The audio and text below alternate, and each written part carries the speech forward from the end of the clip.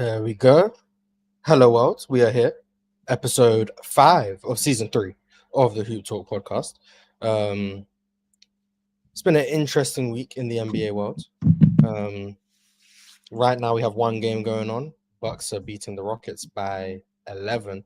But today's episode, we are talking about teams that have been off to quote unquote surprising starts so far in this NBA season. That could be surprising for good reasons. That could be surprising for bad reasons.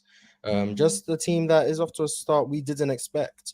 And then speaking of teams that are off to a start that we didn't expect, two of them played yesterday. One of them was John D, your team, the Los Angeles Lakers, who have been, in my opinion, surprisingly really good against a team that's been surprisingly disappointing in the Atlanta Hawks. Although the Hawks kind of dismantled your team. Yes, We'll they did. start talking about the Lakers because we know that's your team, and I want you to get everything off your chest or talk about how good you guys have been or surprising. So yeah, talk to me about the Lakers. What are your thoughts thus far? I think even with the disappointing loss last night, as a matter of fact, I'm going to start with that. I think this was the worst loss of the season. And when you're a team in the Western Conference and you're going against a team that is missing 3 of their 5 starters and probably their 6th man with Nikhil, I believe Trey was out, KP was out, and Jalen Johnson was out, I believe. And then you have Nikhil Alexander Walker out that game as well. You have to take care of games like that. Those are games you have to go in and win in a Western Conference like this. That's going to be down to the very last game, So it is very disappointing for the Lakers to lose that game, especially of a 5-game road streak where you have Milwaukee, you have OKC, you have the Pelicans, you have the Hornets, and you have the Hawks. So I was looking at that stretch where I was like, we can at best go 5-0. The toughest game, in my opinion, is going to be against OKC. Even with how injured they are, they still are one of the best teams in basketball, even with how the roster construction is right now. But I have been pleasantly surprised with the Los Angeles Lakers and how they've been able to play, especially if you would have told me in the earlier part of the year where throughout the first 10 games, we'd be having games where Luka, LeBron, and Austin Reeves aren't on the floor, or Luka and LeBron aren't on the floor, or Austin Reeves and LeBron aren't on the floor, and we have still managed to pull out games. So I think that has been very impressive. I think Luka over the past few games has been a little inefficient, but I still think he's been playing some really good basketball, especially against San Antonio. I don't think he was great, but I did think he had a good game, especially with what he was able to give defensively. And Jake LaRavia, Marcus Smart, DeAndre Ayton, I think they've been really good contributions to this team. I think Jake LaRavia being a transition player, 3-point shooter, he's not going to be the best point of attack defender, but I do think he's very active away from the ball, using his hands and getting out in transition, whether that's leaking out or being a ball handler that can take it and go in transition. And with DeAndre Ayton being a play finisher, being more aggressive around the rim, being a lob catcher, and getting better defensively. Now, I'm not going to sit here and say DeAndre Ayton's an all-star candidate. I'm not here to go down that route, but he has been a good big man for the Lakers, and I think that's what's been overlooked this offseason with DeAndre Ayton. I guess you're probably not going to get what you want from DeAndre Ayton or what his talent shows you, but in the end of the day, it's still a major upgrade for what the Los Angeles Lakers were playing last season with Jackson Hayes and then small ball lineups where we allow Rudy Gobert to go 27 and 24 in a closeout game. So when you have DeAndre Ayton, I think that supplements some of the center need that we really had. As for Austin Reeves, I think there is a legit case where he can be an all-star this season. I think Austin Reeves has been phenomenal, especially out of the pick and roll, out of DHOs, playing off ball, the passing and playmaking where he's comfortable making skip passes at a pick and roll, throwing lob passes to where you could see Austin Reeves as a secondary or third playmaker on a really good team. He had a really good connection with Anthony Davis in the 2-man game, but now you can legitimately see him passing and playmaking while Luka isn't on the floor, being a really good shot maker while Luka's on the floor, having a really good ball handle and being able to create for himself and others. So I think that's a really good leap. But we're still doing this without LeBron James. And I think LeBron is going to come in and bring something to this team to where he's not going to have to average 25 plus points per game like he had to in previous seasons. I think LeBron would be just fine averaging 23, 22, 9, and 8. Like, I don't think he has to push the brink every single game like we've asked him to do in recent seasons. Now obviously in the playoffs we do expect him to ramp up a little bit more, but I think he has more of an opportunity to coast through the regular season now that we have Luka Doncic and Austin Reeves being the ball handlers that they are. And I think that is going to unlock the biggest strength for the Lakers is just having three really good playmakers on the floor with Austin Reeves, LeBron James, and Luka Doncic, having guys that can play off the ball with Luka and LeBron James. LeBron James is one of the best cutters in basketball. The way he's able to get to the basket or just react when defenses send two to Austin Reeves or send two to Luka Doncic. And I think he's also going to bring something defensively as well.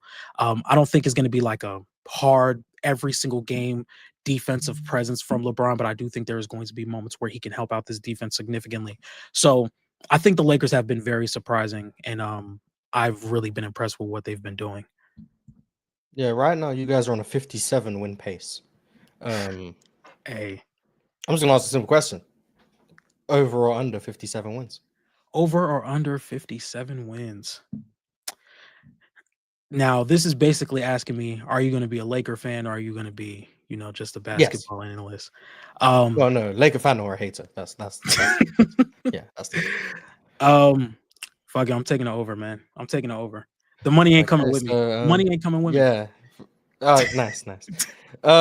Yeah, I'm willing to assume that that won't be the case, but I think the Lakers offensively have leaned heavily into the pick and roll, while like a lot of the league is going away from it. The Lakers can do that because, quite frankly, Austin Reeves is one of the best pick and roll players in the league, and Luka is one of the best pick and roll players ever. So when you have the personnel to do it, this is why when it comes to coaching, I think it's always about coaching for your personnel. Well, not always, but for the most part, coaching for your personnel. And I think a pick and roll heavy offense does lend itself to benefiting a lot of the guys on the Lakers. I am interested to see where LeBron fits into all of this. Not to say he's going to make the team worse. I'm just curious to see where he's going to get involved, because I don't see him running a high dosage of pick and roll. So we're going to use him as a screener. Are we going to use him as a cutter? We're going to have him on the second side, so where he's attacking closeouts, which probably going to be deadly, even if he is 49 years old. So I think offensively, the Lakers are going to be hard to stop. And DeAndre Ayton has been, his skill set has shone through everything that he's capable of doing in the middle of the floor with the floaters, the mid-range stuff, the offensive rebounding has all been there. And one thing that I've liked is that the Lakers have implemented a lot more Spain pick and roll with DeAndre Ayton, because my biggest issue with him is he's not the greatest screener. But if you run a lot of Spain pick and roll, that kind of frees up Ayton on the roll without him having to make a lot of contact on the initial screen. So shout out to JJ Redick and his coaching staff for implementing that. I think that's how he got a lot of success in Phoenix as well with Chris Paul. Defensively, the Lakers are doing the best with what I would deem to be questionable personnel outside of Marcus Smart and Jared Vanderbilt. I think Ayton has been good defensively for what you could ask for as just someone manning the paint and getting rebounds. Luke has helped on the glass. Luke has been present for the most part defensively. I think that Hawks game he was bad, but for the most part, I think you're getting participation from Luka. I think it's just a wait and see with how do they look when their big three is all playing. Last year they struggled with all three on the court, but when it was two of the three, they seem to be really good. So you just hope that they can find a way to seamlessly fit all three on the court simultaneously. I think LeBron's coming back sometime in like the next 2 weeks or so. So that should be interesting to see just how he looks. We're talking about the oldest player in the NBA. And you're talking, 22, 9, and 8, just casual. Like that's the standard. Yeah, that's the standard for the guy going into the most seasons that have ever been played in NBA history and is the oldest player in the league. Imagine if we was like, hey, Nick Nurse, Kyle Lowry can give you 22, 9, and 8. Like, Right. so it's an interesting bar for LeBron James. But yeah, I think the Lakers are a legitimately good team. I had them in the play-in before the season started, like fringe playing 6, 7, 8, that range. I can see them. Home court would be tough, but I could see them being a 3, 4, 5 seed. I could see that happening with the way this West is started. I'm pretty sure I know who the top 2 seeds are going to be. OKC and Denver. Spoiler alert. We're not going to talk about them a whole lot today. But that 3 seed I do think is up for grabs. So Is there anything else you want to add to the Los Angeles Lakers? I think we have a really good we have a really favorable schedule over the next 10 to 15 games, to where I do believe if the Lakers can take care of business, we'll be looking really good going into December, maybe mid-December. Just very excited to see how LeBron can implement himself back into this offense. Um, yeah, I've been really impressed with what the Lakers are doing, and we're gonna see what the future. Because I'm like this close to just, I'm this close to just being full on Laker fan, but we're gonna hold back a little bit. But I'm very excited to see what the Lakers do within the next few weeks. Um, so speaking about the Lakers, they just played the Hawks. The Hawks have been a disappointing team. They're currently 500. In fact, a lot of their wins have come since Trae Young has gone down. What are your thoughts on this early season Hawks team? And are you disappointed in them? Is this what you expected? Talk to me about the Atlanta Hawks. The Atlanta Hawks are confusing because you see a team, and I think this is a really good team. And defensively, they've been number 4 in the past 5 games since Trae Young has been out, I believe. And Is that that just comes with coincidental? their say again? Is that coincidental? Not at all. I think their personnel just lends to have more defenders on the floor when Trey isn't on the floor. With the players they have with Nikhil, Risa Shea, Dyson Daniels, Mohamed Guy. You mentioned him in the My Eastern guy, Conference yeah. My video. guy, yeah. Been watching him a lot more ever since you brought him up. Jalen Johnson is a solid defender. Kristaps Porzingis is still a really good rim protector. They just have the personnel to be a really good defense. But this is why, like, if you're going to have a team that is so structured around a player's play style, you have to have someone that can't implement the entire level of play, but can play within that same scheme. And that's why I was so adamant on the Atlanta Hawks getting a backup guard that they can trust to create plays for others. And this is a team with Trey and a lot of play finishers, but even in the half court, they do make good plays to where you can see Risa Shea cutting to the basket. They can get in transition. KP's always trailing in transition. That can lead to open threes. But I have been very impressed with the defense. They can switch heavy. They can protect the rim. They're very aggressive. They force turnovers. They can get out in transition, to where I am disappointed with the start of the season, and I don't know how much longer Trey Young is going to be out, but I still could see them because they have the talent to where if they do get healthy, they can go on a run and they can be right back within the thick of things in the Eastern Conference. And I believe that same thing for another team we're going to be talking about later in the episode. But I think the Atlanta Hawks are talented enough to be able to have their defense win them some games. Trey Young has shown early in the season that he has not been able to score the ball as effectively as you would want him to, but he's still one of the best passers and playmakers in basketball, and he's going to be able to set up the rest of the team. But if you're not a threat to score, as Trey has been this season, it's going to be much harder for it's going to be much harder to set up offense with defenses kind of like backing off of what the scoring load that Trey Young could provide. So I do like this Atlanta team. It has been a disappointing start, but in the end of the day, we are 10 games into the season. So I do think there is more than enough ground to be made up for this Hawks team that is still extremely talented. So I'm not saying I'm like all the way panic mode with them, but there are some things where it's like I don't know. And I have a question. I'm gonna let you go for the Hawks, but then I have a question after because I've been thinking about this. I'm gonna let you go. I'm more on the side of pessimism with Atlanta because obviously Trey's gonna come back. So it's all about how Trey fits into this. How Mhm. they look without Trey doesn't mean much for their long-term hopes. Long term is in this season, obviously, like maybe they don't resign him. I'm not talking that long term. Um, and you're a bit higher on the Porzingis you've seen in Atlanta. I haven't liked what I've seen from Porzingis defensively. He just looks immobile. Um, Jalen Johnson, I thought was a solid defender last year, but this year I haven't liked his defense. Like I feel like Atlanta's defense has been like directly correlated with like 3 of their best players not playing regularly. Mo Gay being in the lineup more, Onyeka being in the lineup more. alongside Dyson, who I think has stepped up in recent games. Nikhil, I know he missed the last game, but Nikhil, and then obviously not having the liabilities like Trey out there. Yeah. And my concern is when everyone's healthy and back in the lineup, how do you find minutes for Moge? Does Onyeka's minutes go down? That's where it's like I'm struggling with, are their best lineups just actively going to be bad on defense?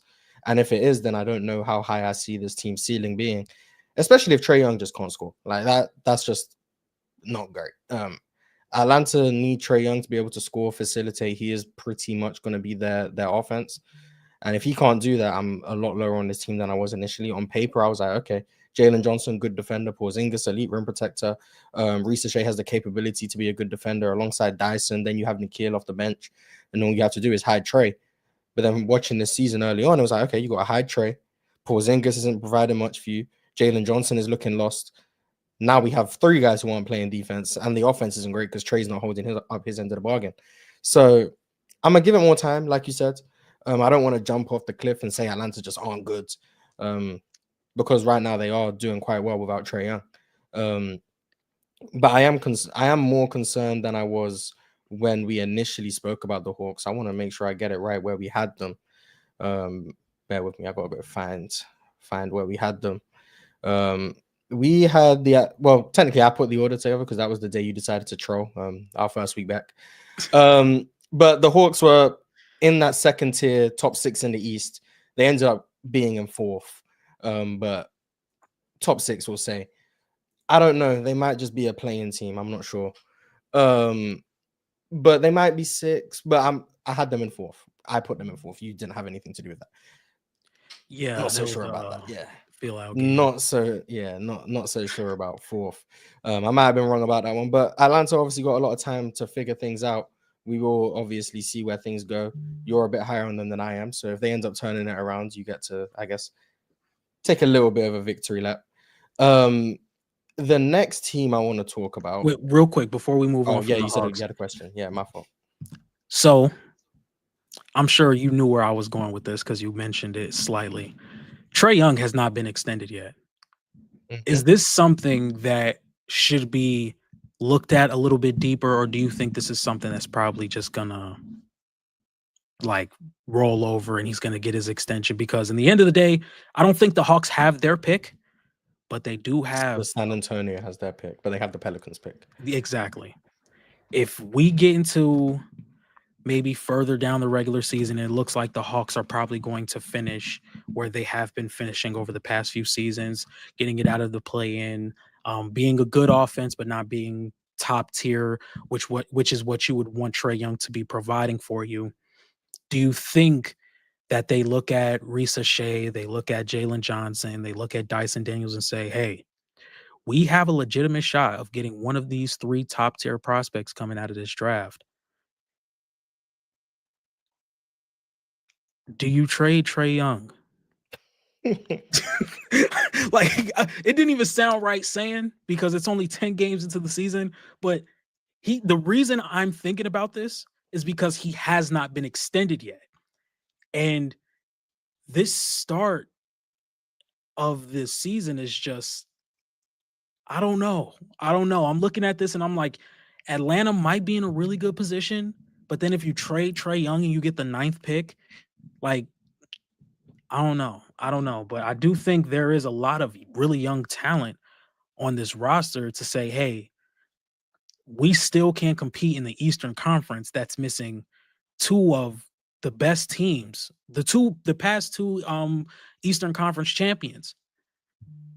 And we're at a point where Trey Young's a really good basketball player. He can provide a really solid level of offense for a team. What team that is, I don't know. But we can find a deal and we can go with this pick we have, stack up a couple more picks. I don't know. It's something, I definitely think it's something to think about because the extension has not been signed yet. And that's where, because I saw something like this before the season started. I'm like, oh yeah, he did not sign that extension. I was like, okay, let's see how things play out. Because if the Hawks do get to, if the Hawks start off hot and they like 6-2, 7-2, that might be just pushed to the wayside. But now Trey's out. You're 5-5. And even when Trey was playing, some of the biggest concerns you had that you thought would go away with more of the play finishing, spacing, and just him being able to create for others, like his efficiency, I thought would go up. I thought it would be easier for him to score, and I didn't think he would have to score as much with the leap that Jalen Johnson could take, the responsibilities that Kristaps Porzingis is supposed to have, Zachary Risachet getting better as a ball handler and an off-ball player. I just thought a lot of that would tend to his efficiency, and it doesn't look like it has. So that was my biggest concern with the Hawks. And now that they're in this position, I'm not saying trade them tomorrow, but if we get to late January and we're fighting with the eighth, ninth seed, and it's like, look, we're probably gonna finish this season the same way we did last year and the year before that. Is it time to move on and say, hey, we might have something? Um, I'll start on the side of optimism. Trey tends to start season slowly as a scorer, just historically. So I wouldn't put too much. I think he's shooting like 20 something percent from three. I think that's obviously law of averages will come back. But I do think that for Trey, the fact that the Hawks are winning in his absence is not helping him in contract negotiations. I do think that loses leverage for him.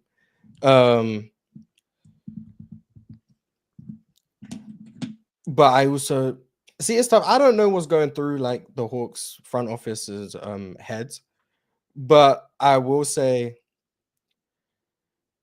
I have my concerns about how viable winning is with a 5'11" point guard who's one of the worst defenders in the NBA and who's a limited scorer. I have my concerns with that, but a trade with Trey, I don't think you're going to get anything that's better than Trey, like talent for talent. But if that Pelicans pick does turn into a Darren Peterson or a AJ or a Kambuza, that's probably in your best interests to, especially if it's Darren Peterson, probably in your best interest to move on from Trey. Probably. But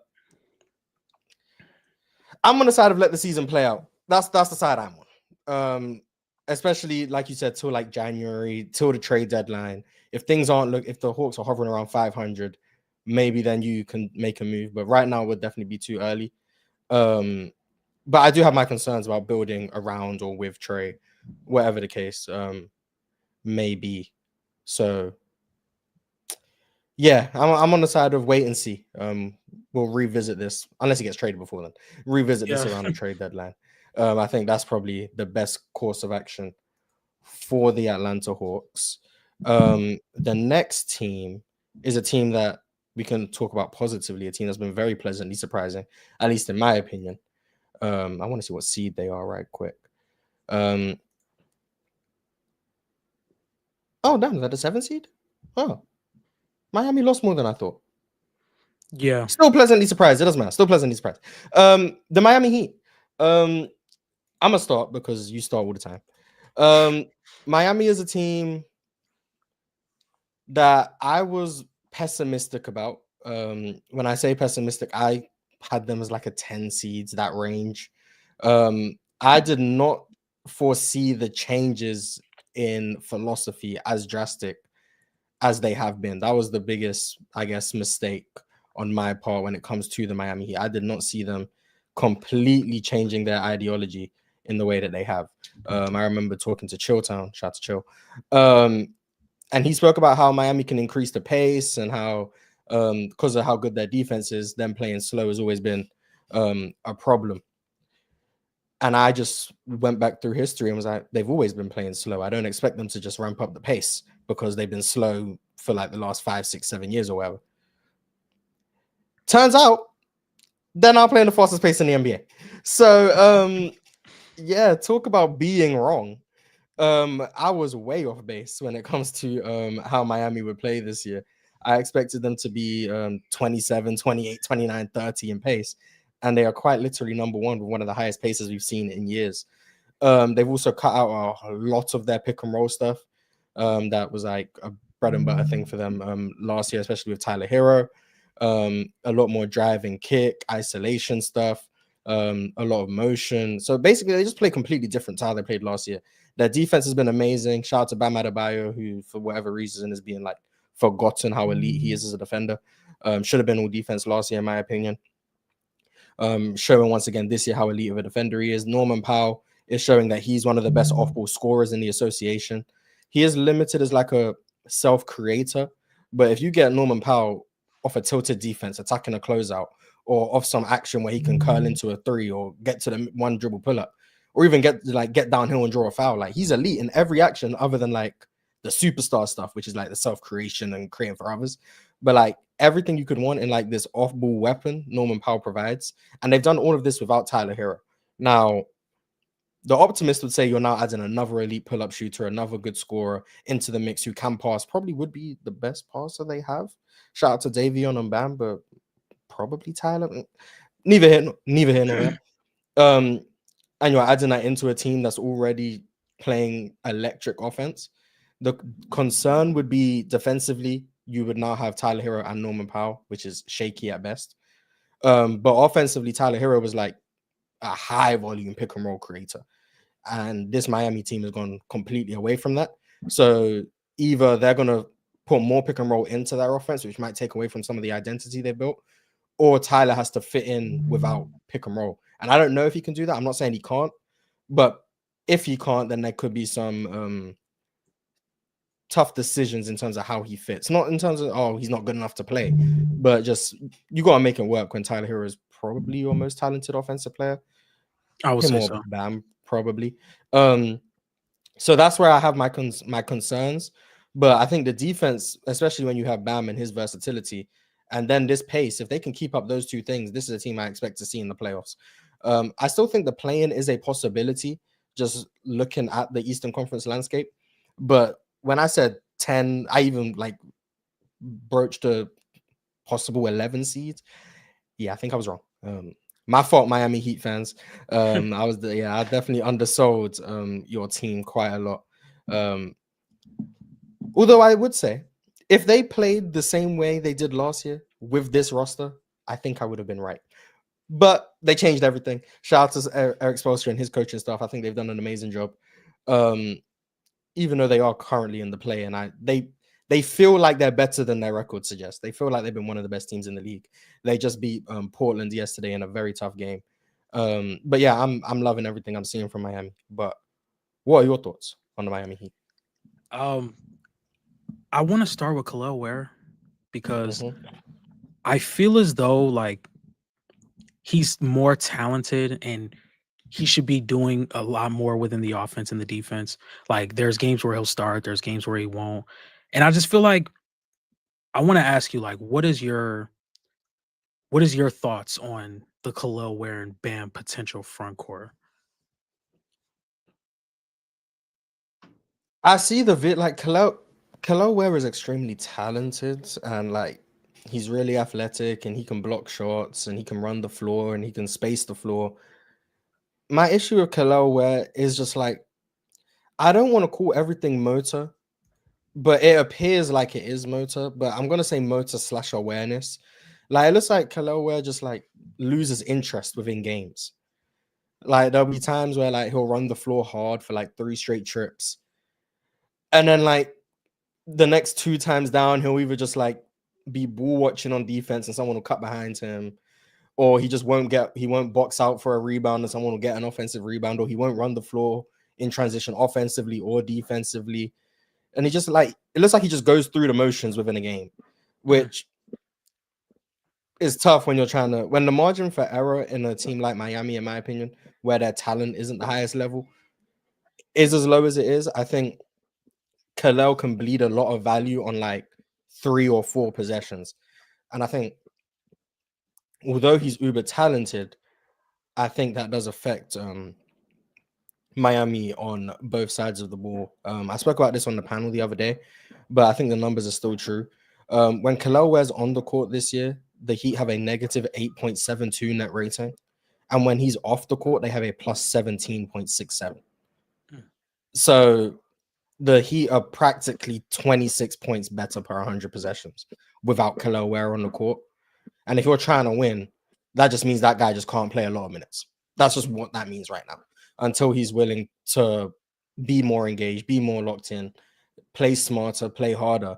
Because the talent, I think, is undeniable. I think everyone can see he can shoot the ball, he can finish around the rim, he can catch lobs, he's uber athletic. Like I said, block shots, rebounds, he can even push the break on occasion. But all of those skills without being actually used functionally and someone willing to use those skills end up bleeding value, like I think we're seeing with Keloware. Ware. So that's my thoughts on the Keloware Ware situation.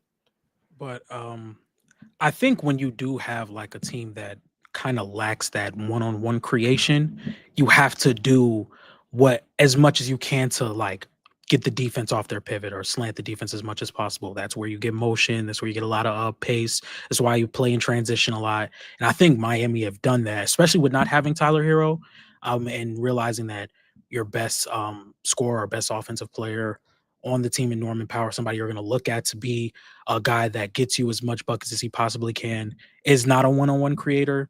That's where you get into the off-ball stuff with Norman Powell and how he's able to get to the rim, how he's able to catch and shoot. So I really do like what Miami has done. I do like their defensive personnel. I think you hit a good point with when Tyler Hero comes back. Do they bring Norman off the bench? Do they start both of them together and just say, hey, we're just going to bring Davion off the bench? It's going to be very interesting. And also, Jaime Jaquez has been really good as well, especially to start the season. I think Jaime Jaquez was really good. But I do like what the Heat are doing, and I think the East is going to fluctuate all season because the teams that I look at to be at the top of the East, some of them have been very disappointing. So I think it's up to how long can the Heat sustain this, and also how much are these teams that I viewed as being towards the top, how long are they going to be where they are, and are we going to see like it even out, or is this just how it's going to be for the rest of the season? But yeah, I've been very impressed with the Yeah, I forgot to give Jaime his flowers because I've been extremely critical of Jaime. I thought last year was a terrible season.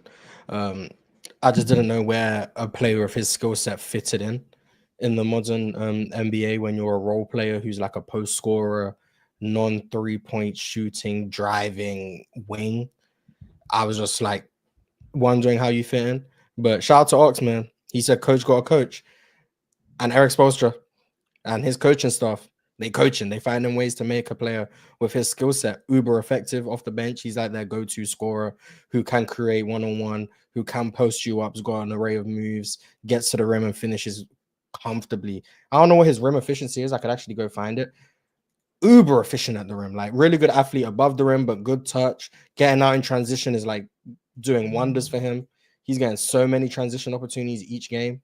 But yeah, I've loved everything Jaime Jaquez has done for the most part this season.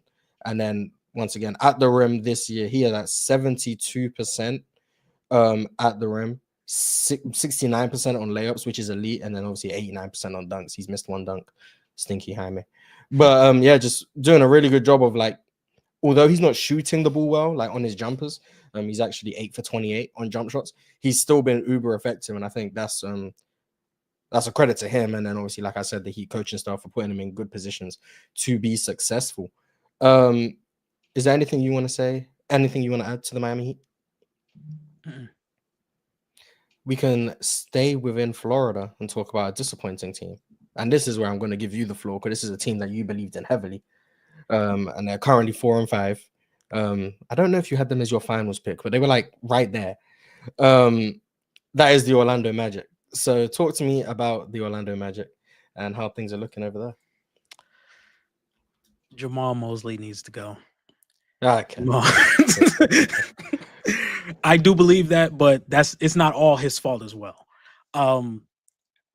This is going to be something like more towards what I was saying with Atlanta. This is a team that's extremely talented, and there is a world where they can go on a hot stretch for about 10 to 15 games where they're 11-4, maybe 12-3, and they're right back in the thick of things. But I have not been impressed with what the Orlando Magic have been able to put out. One, I don't think Desmond Bane is being used correctly. I don't think they've been as creative with their offensive scheme.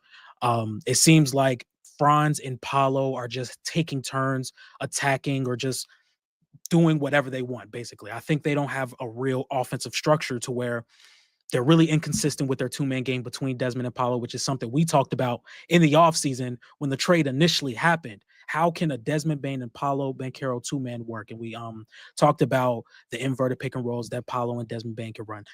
If we're up here talking about it, there's no way the coach don't know about it. So that's what concerns me.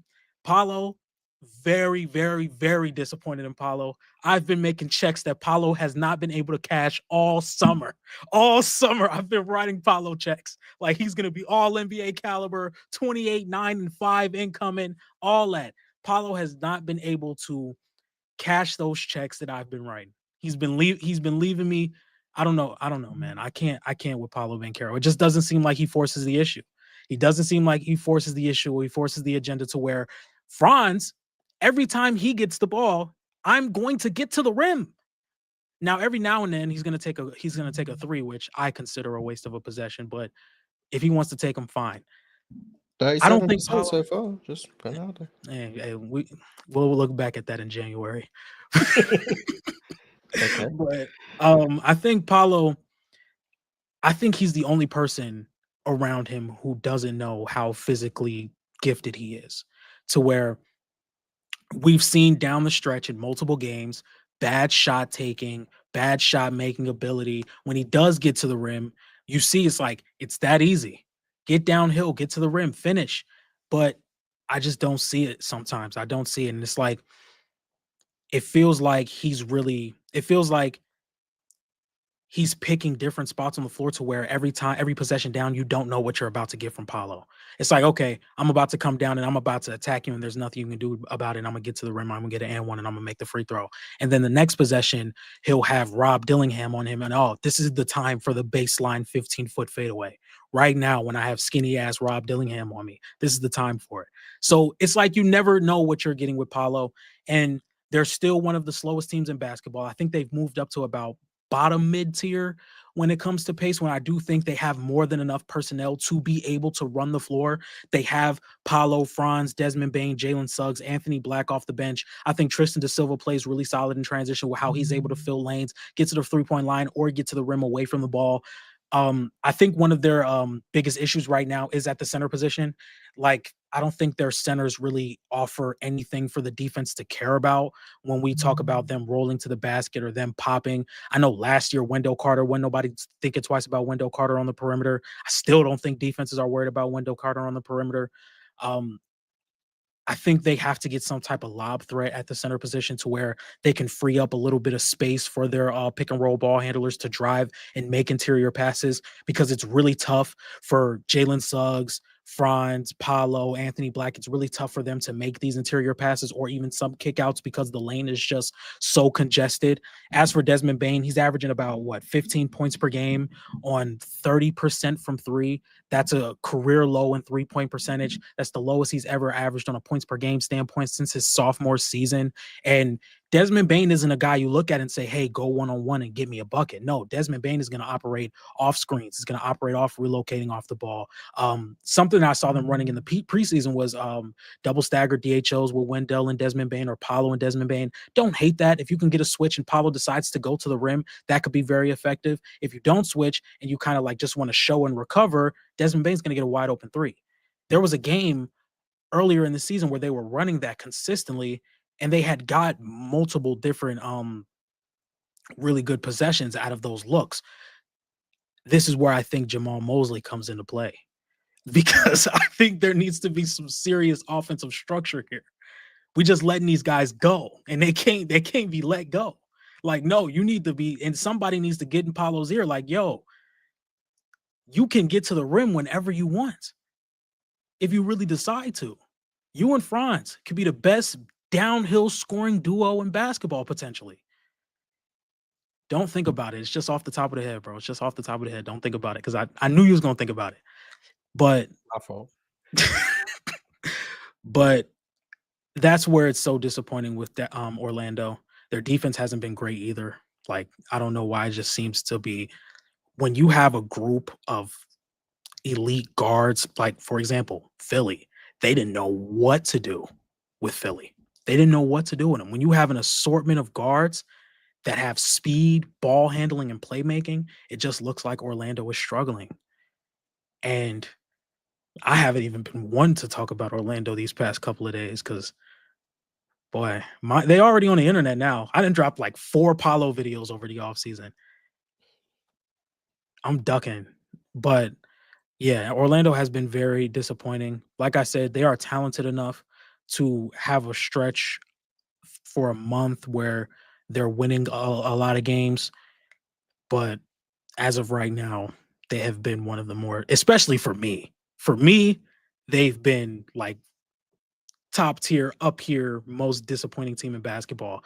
There's another team that has been extremely disappointing. We're going to talk about them as well, that I would deem the most disappointing team, probably to me. I know you weren't high on them, but yeah, Orlando has been very disappointing. It's so bad. Paulo has been so disappointing that I conceded the Franz Paulo argument. I conceded it. Like, I never thought I would do that. I'm like, bro, there's nobody is ever going to get me to admit that Franz is better than him. I couldn't defend it anymore. I'm like, I'm watching. It was the second game. It took 2 games. That fadeaway down like 1 or 2, you decide to take a mid-range fadeaway against Atlanta. Or was that the second or third game of the season? Who cares? I couldn't argue it anymore. Jamal Mosley needs to go. And Paulo, that seat is hot. Like, I'm this close. I'm like, bro, put it together, bro. Put it together. Sheesh, it's year 4. It's year 4. Like, and then damn, Giannis, Jesus. And then the last thing, Yeah, go one ahead. more thing, because this is just the last thing I want to get off my chest because the reason I'm saying Paulo needs to get it together and quickly, there's a prospect right now who is everything Paulo should be. Everything. So, hey, go ahead, Paulo. I'll move to Cam Boozer quick. Okay, that's crazy. Okay, I'll move to no Cam loyalty. quick. Yeah, no loyalty. It's 4 years, man. I'm tired of this shit. I think I'm gonna start. I don't think there's a lot to be optimistic about with the Magic. I think I've liked Paolo's conscious effort to be more present on the glass, just as a rebounder. I've liked that. After the first 3 or 4 games, I do think Paolo started getting into the paint more, and then looking to facilitate out of that and creating a lot of opportunities for his teammates. I like that. I don't think it's coincidental that every shooter who goes to Orlando has their worst shooting season. I don't think that's coincidental.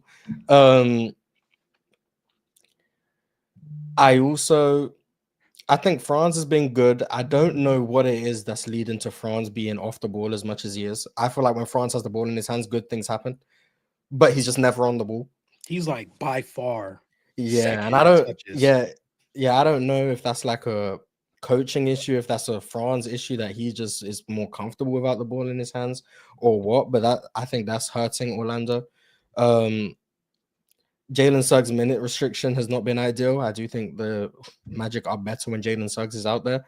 The amount of times, and this is what bothers me the most about the Magic, the amount of times I've seen Desmond Bane drive into Franz Wagner kickouts instead of the inverse blows my mind.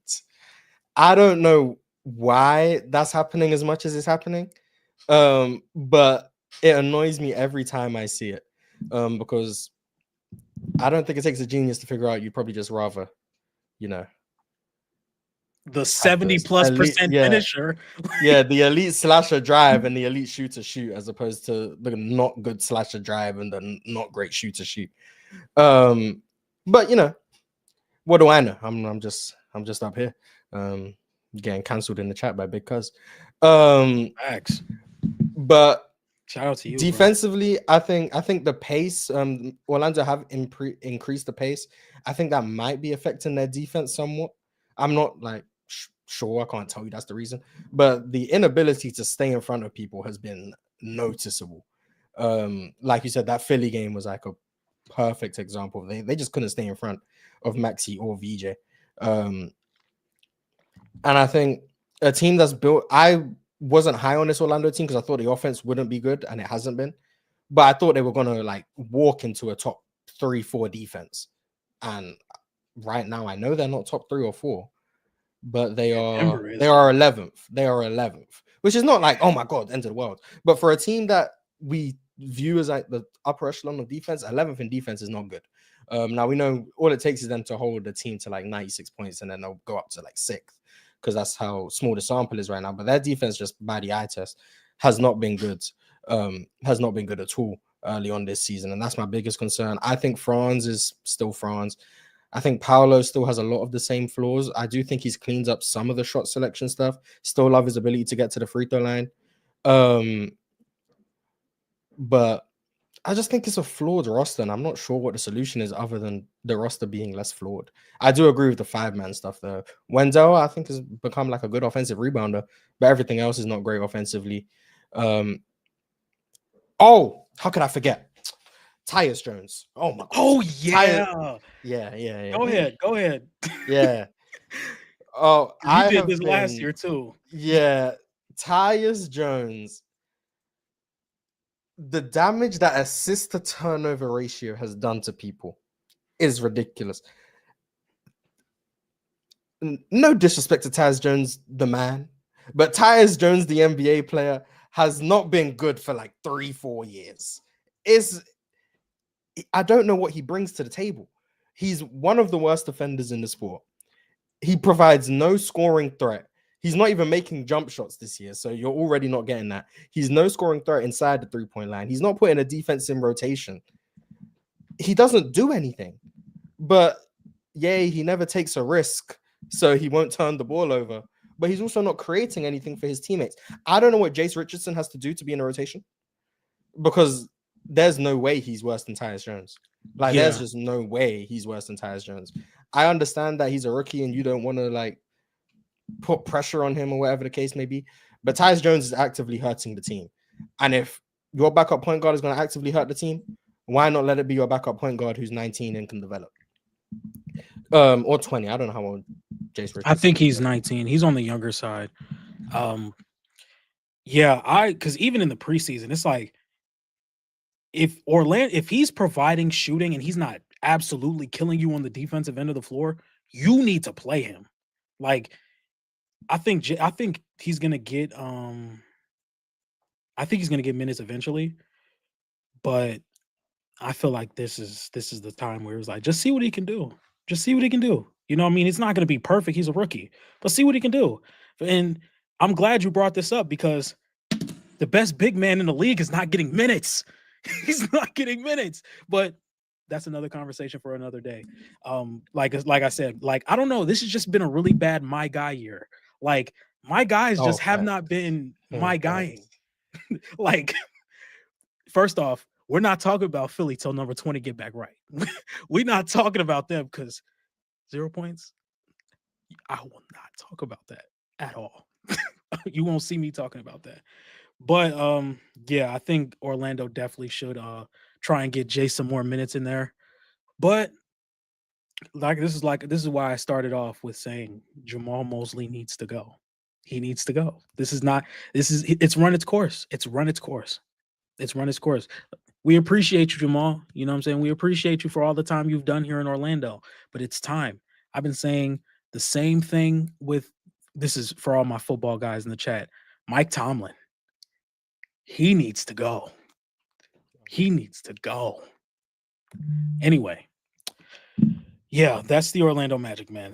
They really like hit a different nerve when I watched them. They hit a different nerve, because I thought I was cooking all summer with my Orlando takes, but I guess not. This is going to be another year where Orlando is from 4th to 7th in the playoff race, and it's going to be the ugliest first round in the playoffs. You think they're making the playoffs? I still think they're going to make the playoffs. Through the play-in or top 6? Because because I had plans on talking about Chicago. They're going to bump down. We ain't worried. Oh, so you're hating on your own people. No, I'm not gonna lie though, because if Chicago does make the playoffs, I will be there. It's gonna cost an arm and a leg. Trust me. Chicago has some of the most expensive NBA tickets in the league. It's gonna cost an arm and a leg, but I'm gonna be there. But I do think they're gonna dwindle down a little bit. As for who we got, because we got Cleveland, New York. I guess you got to count in Philly because I haven't been ranking Philly all off season. So I guess you got to Yeah, I count mean, Philly it in. gets to a point when the 6-3 team should probably be acknowledged. You know. Yeah, I feel you. I feel you. What we got? Knicks, Cavs, Sixers, Bucks, Pistons. Damn, it might have to be through the plan. Fuck. It's all right. We gonna ride till the wheels fall off. I'm still on Palo FC, man. I'm still Palo FC. Shout out to Paolo. Next team on the agenda is a team that I think has lost 4 straight. And this is a team that I hyped up heavily. They just lost yesterday to the Suns for the second time in a row. A game in which I turned off for obvious reasons. If Yeah, you missed it, I'm sorry. I shed multiple tears yesterday. Most tragic event in my life in the past week. Jalen Green got hurt, man. Again, out for 4 to 6 weeks. That hurts. That does hurt. That hurts, man. Yeah, prayers up for Jalen Green, man. anyway, that's not the team we're talking about. It's the Los Angeles Clippers. I think they're 3-6 on the season, lost 4 straight. I had this team as the 3rd best team in the West in a playoff setting. I didn't know if they were going to be a top 3 seed because injuries, load management, age, all of that stuff. But they've just not been good. I think the biggest issue I've seen with the Clippers personally is that they're just slow. Like, I think they're bottom of the league in pace. And that's majorly concerning in a league that seems to be getting faster. They're playing extremely slow. Their pace is at 95.8. For reference, Miami is at 105.7. So Miami's getting 10 possessions more a game. I think they're dead last in the league.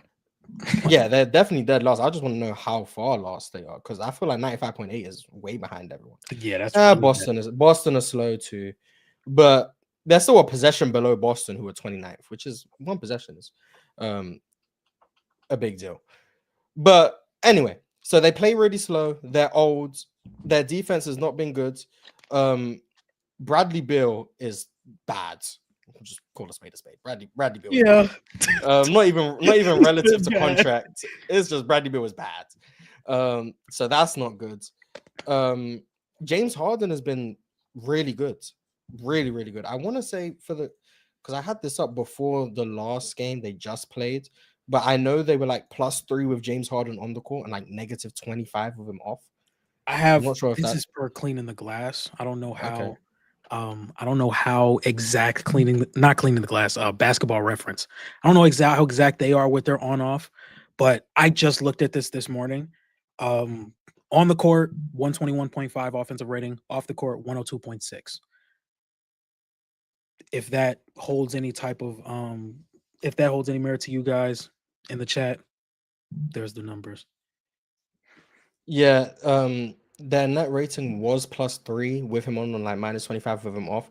Since last night, it's now gone down to -1.27 with him on the court, but -30.46 with him off the court. And their offense is suffering. They quite frankly can't create without James Harden on the court. So that's the biggest concern is the age, the pace, the lack of creation outside of James Harden. Kawhi obviously now missing a few games with the ankle. We hope it's nothing like major, but him missing games with the ankle. I'm fairly confident in saying, yeah, the Clippers probably aren't championship contenders. Yeah. I had them 3rd in the West. I had OKC, Denver, and the Clippers as the 3 best teams in the West. I had them pretty high too. I had them. I think I was wrong. I know I had them better than the T-Wolves, Dallas, Lakers, and Golden State, San Antonio, and Portland. There are some teams that I'm willing to take over the Clippers now. Like maybe I'm just way too high on the San Antonio Spurs, but I do think that the Spurs have like a really solid avenue of going deep into the playoffs, but that's for another conversation for another time. Yeah, I just think one, I think the Los Angeles Clippers are way too like reliant on what James Harden can provide for them. They're 27th in the league in rim attempts or rim frequency. That is bad. In a Western Conference that has multiple defenses that are already going to take the rim away, you not being able to put pressure on the rim is going to make it even worse. You know, there's a one-man wrecking crew that can take the rim away by himself. There's another team that's going to make it hard to get to the rim, and once you get to the rim, you have a top 3 rim protector in basketball waiting on you. And then one of the best rim protecting wings on the help side when he's healthy, obviously. But I think there's way too many teams in the Western Conference that can take the rim away at way too high of a level for you not to be putting pressure on the rim. Now, as for not Norman Powell, Bradley Beal, he has not been good. I remember I was just watching the Suns game, missed a wide open layup to start the game. It was hilarious.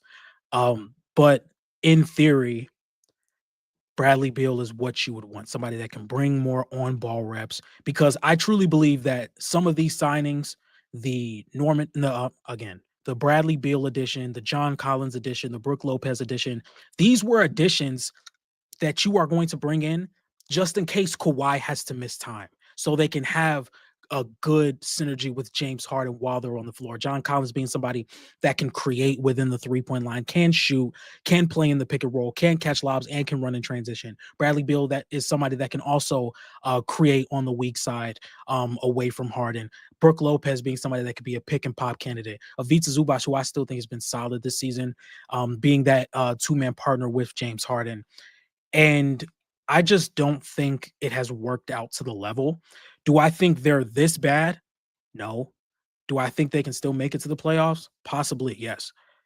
But I just don't see the ceiling of them being a serious championship contender anymore. Chris Paul does look washed. He doesn't get to the rim at all. James Harden, he gets to the rim at times, but then there's questions about the finishing falling off and him just being able to get to the rim as consistently falling off. Obviously, that comes with age. I just do think they have to lean like more into the Chris Dunn and Derrick Jones Jr. lineups, where more they can be more aggressive defensively with those two paired together. And then I'm also a little bit concerned now. Straighten me out.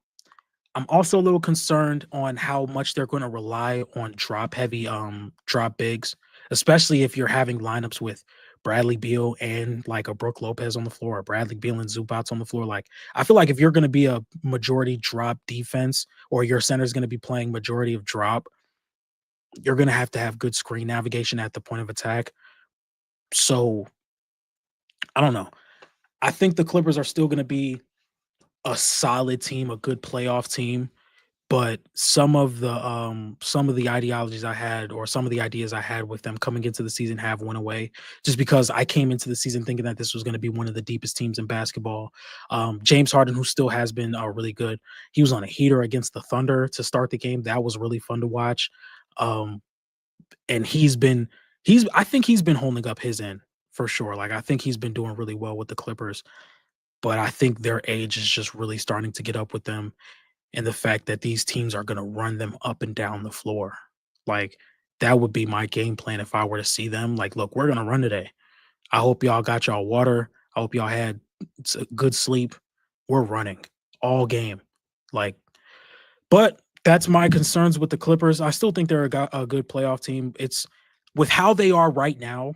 Like, if just forget the rest of the season, if how they are right now, if this is who they are going into a playoff series, I don't see them winning a series. I don't see them winning a playoff series. Yeah, they gotta make it there first. Right now they are the 13th seed. So yeah, they gotta make the playoffs first. And guess who has their pick? OKC, right? Yeah. Oh my God. OKC with Darren Peterson. Shea and Darren Peterson backcourt. Oh.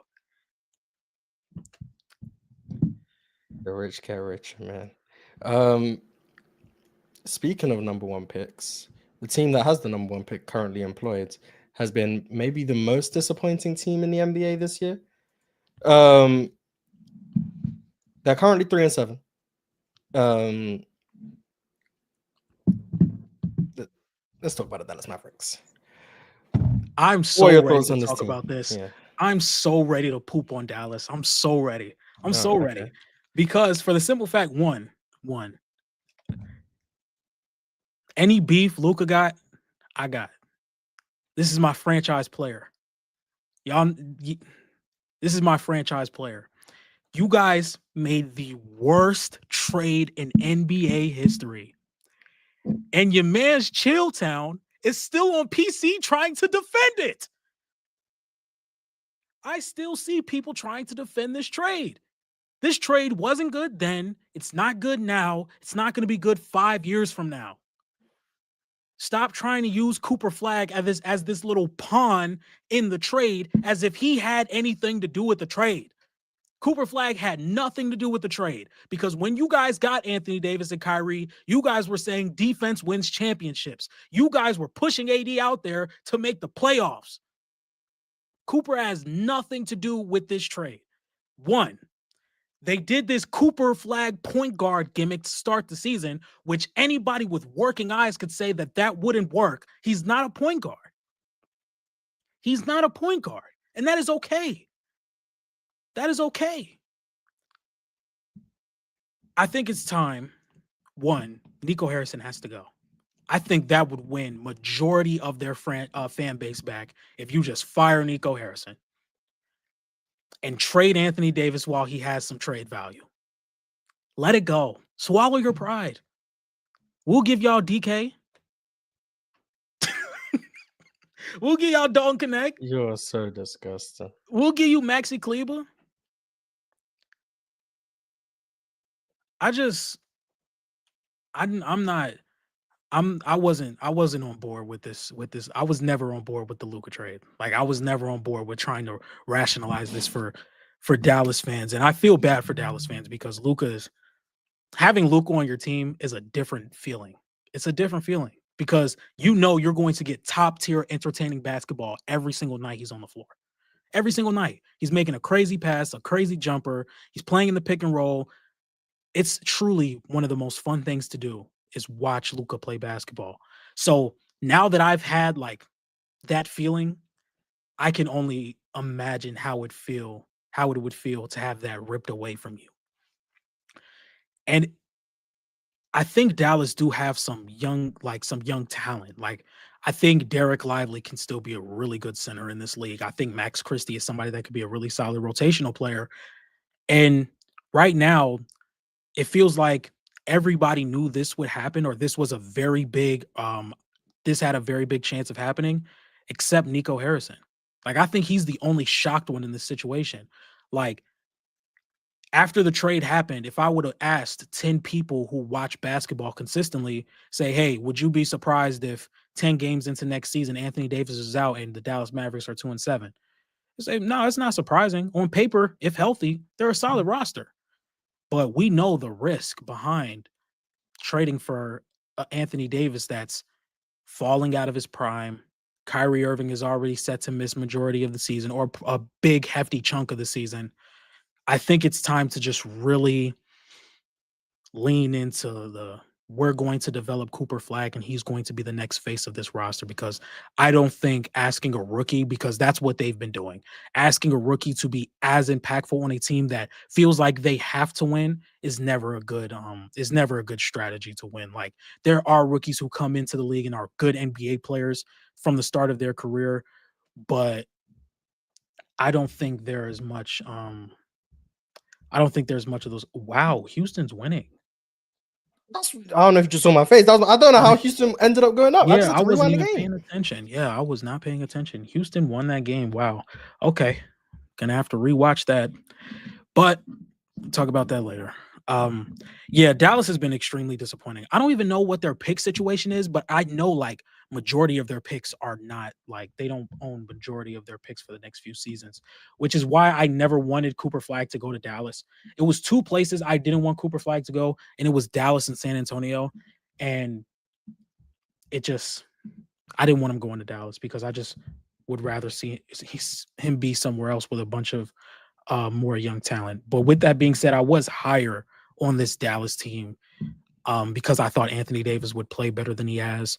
Um, I was definitely leaning more into their size, and I thought Cooper Flag would be a little bit better. Now he has still been pretty good to start the season, but there are still some clear negatives that I was trying to tell people to come into the season.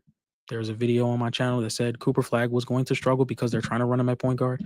But yeah, I think they should just lean into the we're going to build solely around Cooper Flag and we're going to swallow our pride and see what we can do with Anthony Davis and Kyrie. And that's nothing against them. And it's really just more aimed at the franchise. So you're saying Magic Johnson has not Magic Johnson's early on? Well, no, not really. I think that was a bad comparison when I heard it. I think it's only going to get worse. So, yeah, I don't think Cooper Flag was ever going to be Magic Johnson. I don't at all. Yeah, I was never the highest on Dallas. I had them as a playing team anyway, and I wasn't like entirely sold on that. I thought Kyrie not being there was a bigger deal than people were giving it credit. I didn't think this offense was going to be good. Defensively, they've been pretty good. I want to say they're top 5 in defense. So like they can stop teams, but I seen something that said they have the worst relative offense ever. And I don't know if that's still true because they just beat the Wizards. I don't know if their offense was good enough in that game to where they've now graduated from the basement of NBA history. But their offense is they just can't score. Like it's more than just a Cooper Flag at point problem because they've gone to D'Lo in the starting lineup. Klay Thompson is just a shell of his former self. Cooper Flag just quite frankly isn't that good of an offensive player, period, let alone as an initiator.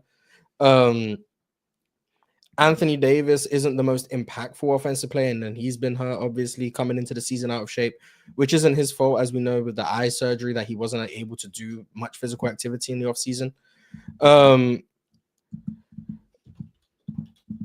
It's just I don't see the avenue for them scoring the ball. Exactly.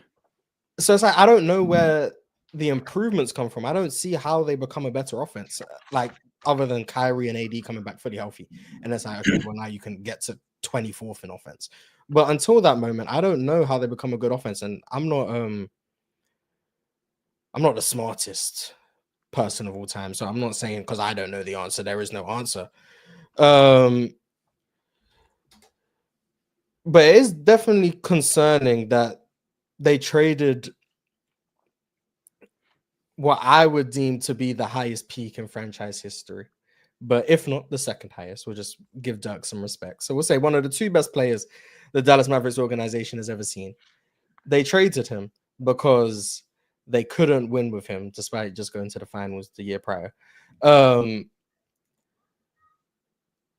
that the person they traded him for came into the season out of shape and got hurt in the first 5 games. That's concerning, to say the least. And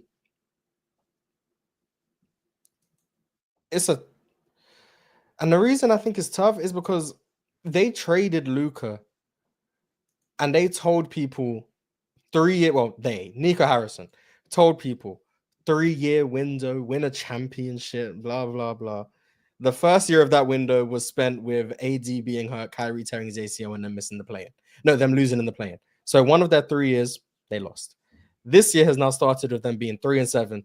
Anthony Davis is hurt, and Kyrie is still recovering from a torn ACL. I'm willing to say year 2 of their 3-year window has also been lost. I'm willing to say that. If they end up winning the championship, come back, I was wrong. All you want. Yeah, whoopsie. Their window closed when Kyrie got hurt. To me, that's when their window closed, in my opinion. Because it's like we knew this was we didn't know, but it's like this was the risk of like buying into it. I can go ahead. Yeah, so year 2 is wasted, which means that next year they have to win for Nico Harrison's 3-year window prophecy to reign true. And I'm not the highest on that outcome. So it feels like they've they've lost the trade. It feels like they've lost the trade. Um, For anybody that still believes that yeah, they haven't. Yeah. Yeah. I think they've lost the trade. But I will say this. There are some very interesting prospects in this draft that I think would do a really good job in Dallas. And there's this one guard by the name of Michael Brown Jr., who I've been blown away.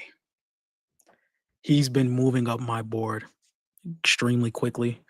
Um, as we all know, the college basketball season has just started. And man, oh man, I've had more fun watching college basketball than NBA this season. Not going to lie.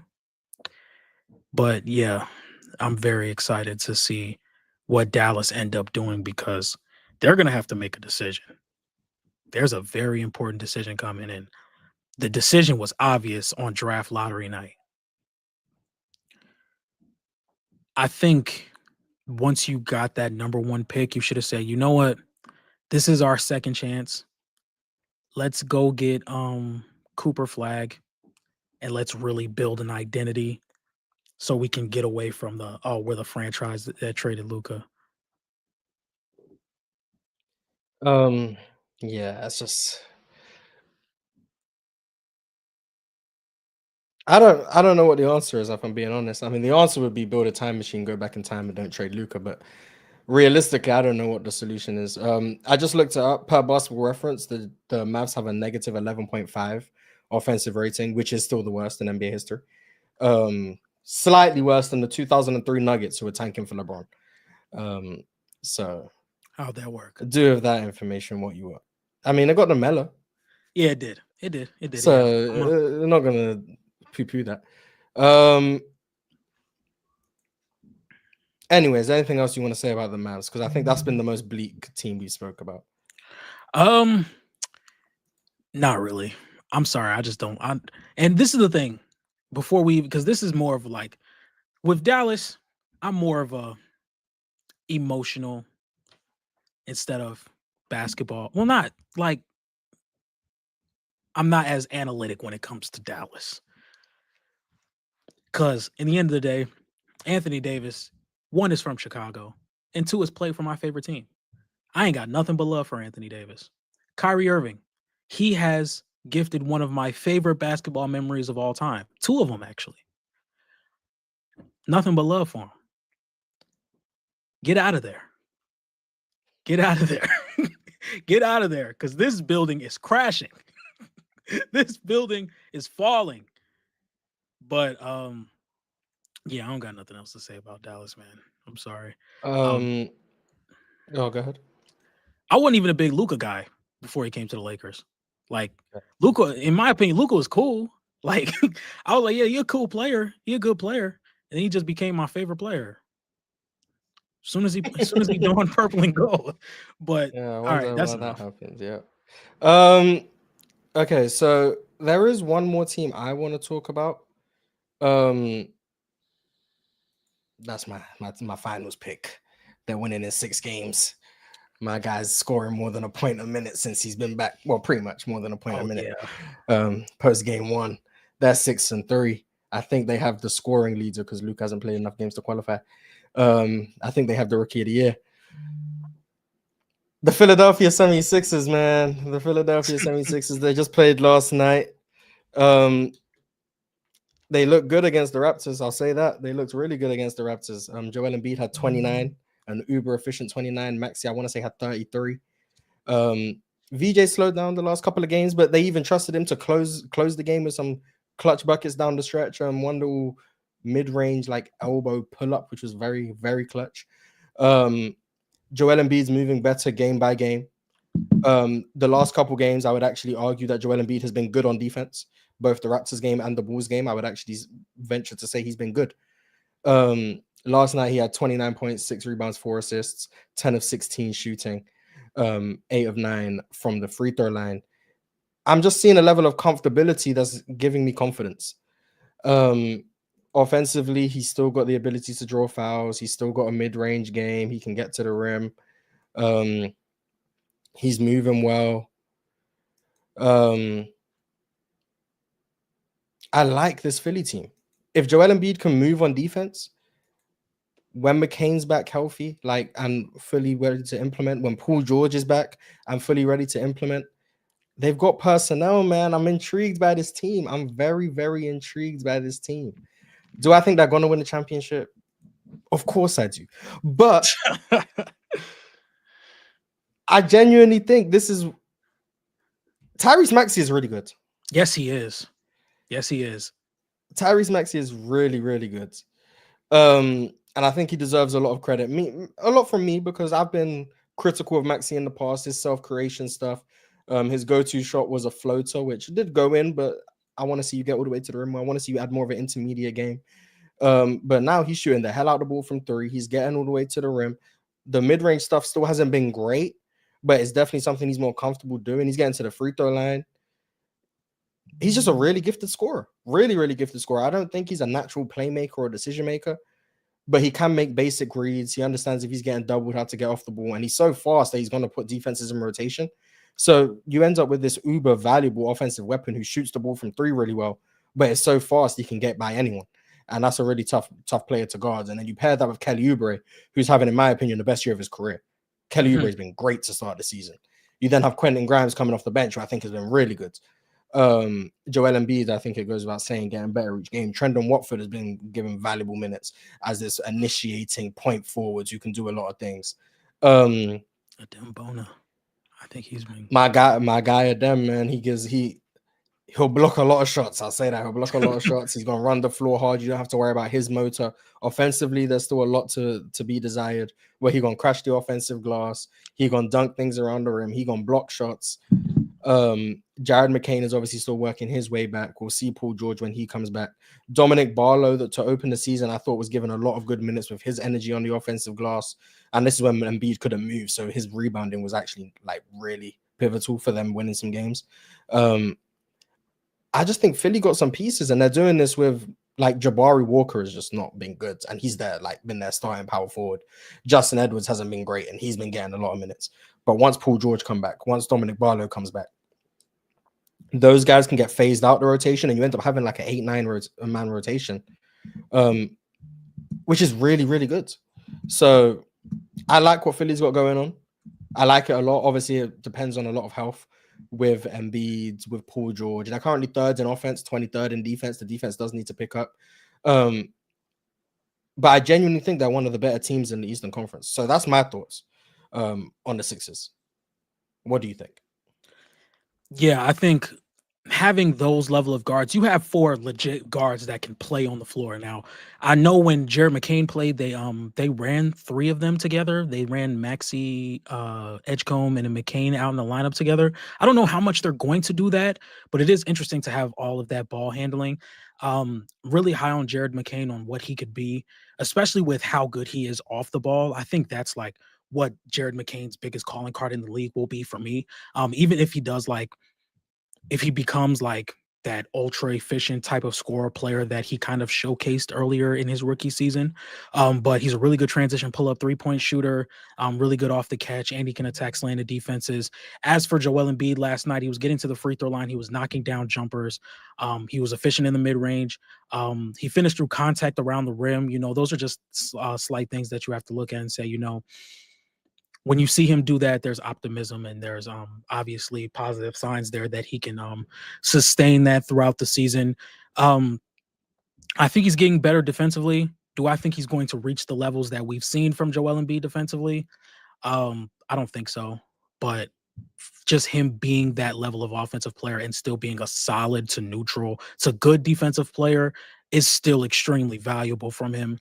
And I think because I think Hoop Venue, friend of the channel, posted this on Twitter earlier or a few days ago, where teams are playing at the level in pick and roll with Embiid and Maxey and trapping Maxey, leaving Embiid to roll to the basket and like have that pull-up mid-range jumper, which is extremely effective because Tyrese Maxey can get around corners. He can drive to the basket really effectively just with how quick he is. And that makes the Sixers really hard to guard when there's McCain on one corner, and he's the shooter that he is, and VJ is the athlete that he is, and the downhill present that he is. And then Paul George is another guy who can shoot the hell out of the ball. Kelly Oubre's had a really good 3-point shooting season.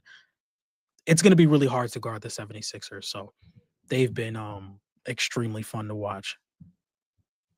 Yeah, I'm loving everything I'm seeing with Philly outside of the defense, but I even think that's been a bit better in recent games, especially in the Embiid minutes. I want to say I think they're one of the top 3 teams in the East. I genuinely want to say that. Nah, top 5. I'll say top 5. I genuinely think they're one of the 5 best teams in the East. So yeah, that's my thoughts on Philly.